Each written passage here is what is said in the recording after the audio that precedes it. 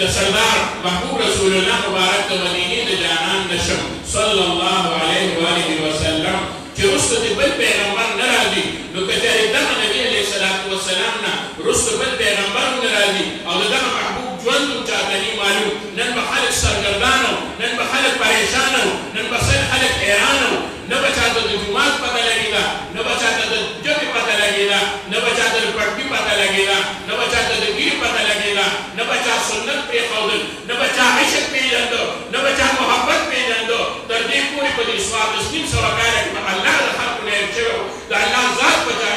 نه پېژنده نه ورته پته وه چې د الله ذات شته معلومه شوه الله ربالعزت د خپل اخري پیغمبر ژوند دومره محفوظ وساتلو څومره چې قرآن محفوظ ساتلو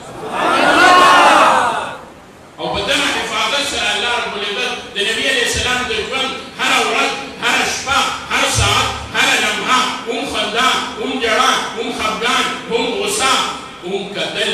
هم ویل هم ویښه هم اوده کېدل هم په ډډه اورېدل هم په ملا مبارک باندې د کوزي هغه نښې راتلل دا هم الله ربالعزت د صحابه کرامو په ذریعه باندې محفوظ وساتله چې په ژوند کې یو مؤمن مسلمان ته دا پریشاني جوړه نه شي چې دا کار وکړم چې دا نبي علیه السلام کړی یو که نه زما دې قسم په خدای د سهار نه تر ماښامه د ماښام نه بیا تر سهاره پورې یو لمحه داسې نشته چې د مدینې د جانان سنت پکې موجود زه به پاسم څنګه به پاسم اوده کېږم څنګه اوده کېږم خان به پسم به خان خفګان به کوم خفګان را باندې راشي هغه به څنګه ادا کوم مړه وشي هغه به څنګه خاپوم ژوندو سره به معامله څنګه کوم خلکو سره به معامله څنګه کوم خپل سږی پردو سره به څنګه معامله کوم لوی سږی وړو سره به څنګه معامله کوم مسلمان سږی کافر سره به څنګه معامله او سلوک کوم محبوب دا ټولې خبرې موږ ته وکړلې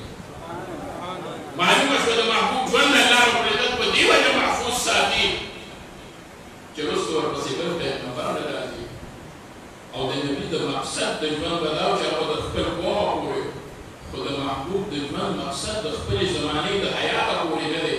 محبوب چې نور